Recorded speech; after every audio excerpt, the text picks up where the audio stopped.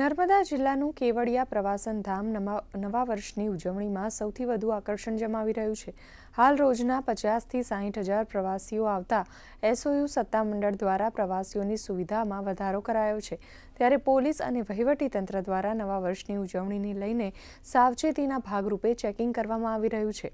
નાતાલના વેકેશનમાં પ્રવાસીઓનો ધસારો અને ઓનલાઈન બુકિંગ ફૂલ થઈ જતા એન્ટ્રીની મર્યાદાઓ વધારી દેવામાં આવી છે।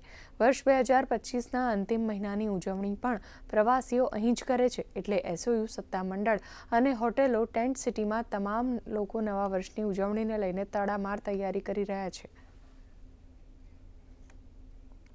15 ડિસેમ્બરથી સતત પ્રવાસીઓ જે એસઓયુની એકતાનગરની મુલાકાત લે એ વધી રહ્યા છે। લોકો સમગ્ર દેશના વિભિન્ન રાજ્યોમાંથી ખાસ પરિવાર સાથે મુલાકાત લે છે।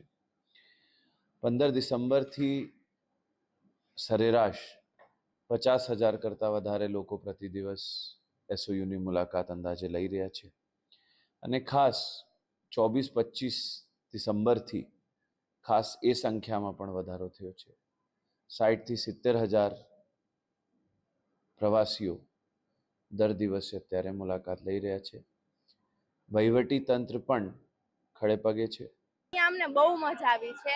નાના છોકરાઓથી લઈને મોટા સુધી બધા લોકોએ અહીંયા એન્જોય કર્યું છે અને અમે પણ ખાસ કરીને આજે બહુ જ એન્જોય કર્યું છે। 31 ડિસેમ્બરે બહાર જતા હોઈએ છે લોકો, એના કરતાં અહીંયા આવું એ મારી ગણતરીથી બેસ્ટ ડિસિઝન ગણાય। સુવિધા પણ બહુ સરસ છે, બધી ટેકનોલોજી જે છે એના લીધે થઈને થોડુંક ઇઝી પડી જાય છે જવું આવું, એમાં પણ અમને મજા આવી। यहाँ की फैसिलिटीज़ बहुत सही है, यहाँ के वॉशरूम इतने क्लीन एंड नीट है, खाने पीने की भी सुविधा है, तो ओवरऑल काफ़ी अच्छा है।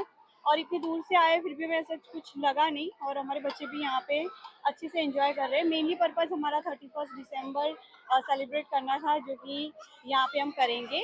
सो it's one of the best place to visit.